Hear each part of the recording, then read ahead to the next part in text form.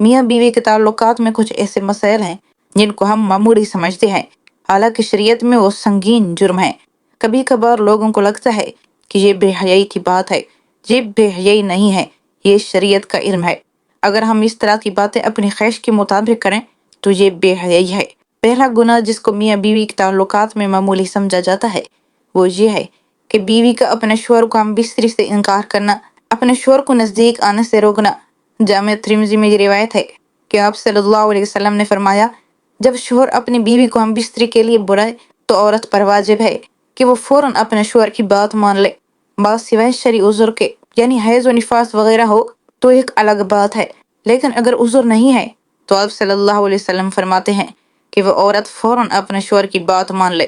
خواہ وہ اونٹ کے کجاوے یعنی سیٹ جس پر بیٹھ کر سواری کی جاتی ہے اس پر ہی بیٹھا نہ بلا رہا ہو۔ اس معاملے کو خواتین جو بیوی ہیں جو اپنے شوہر کو حق دینا چاہتی ہیں وہ اس بات کو مد نظر رکھے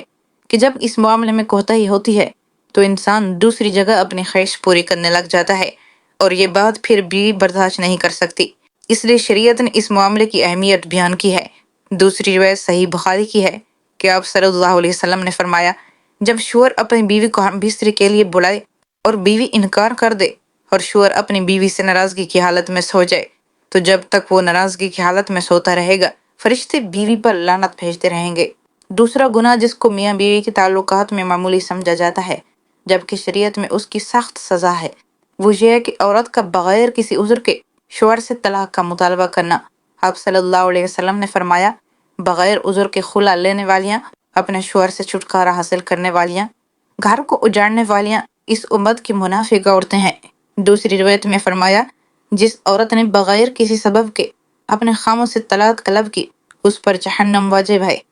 اور یہ جنت کی خوشبو تک نہیں سونگھ سکے گی۔ یہ کہنا، یہ عذر پیش کرنا کہ میرا خامد مجھے پسند نہیں ہے یا اس کی انکم بہت کم ہے، میرا گزارا نہیں ہوتا اس لیے مجھے طلاق چاہیے، تو یہ کوئی شرعی عذر نہیں ہے۔ اور والدین کو چاہیے کہ وہ چھوٹی چھوٹی باتوں پر اپنی بیٹیوں کو گھر نہ بٹھا لیں۔ شریعت نے طلاق کا حق شوہر کو دیا ہے،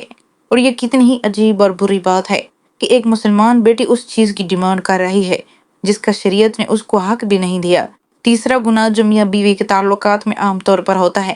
اور اس کو معمولی سمجھا جاتا ہے وہ یہ ہے کہ حیض کی حالت میں اپنی بیوی سے ہم بستری کرنا یا اس سے ایسی جگہ سے ہم بستری کرنا جو کہ غیر فطری ہے۔ آپ صلی اللہ علیہ وسلم نے فرمایا، جامع ترمذی کی روایت ہے، جس شخص نے حیض والی عورت سے ہم بستری کی یا عورت کے پیچھے سے جماع کیا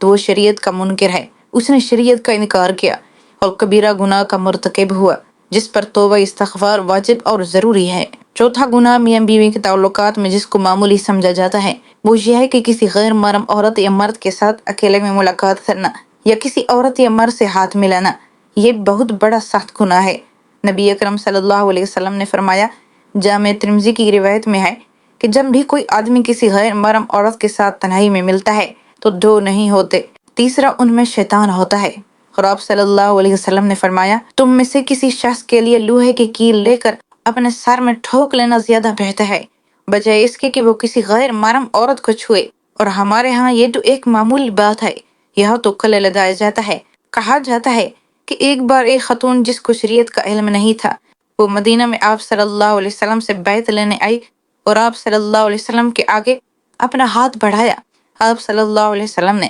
اپنے ہاتھ پیچھے کر لیے اور فرمایا، محمد صلی اللہ علیہ وسلم کسی عورت کے ننگے ہاتھوں کو دیکھنا بھی پسند نہیں کرتے،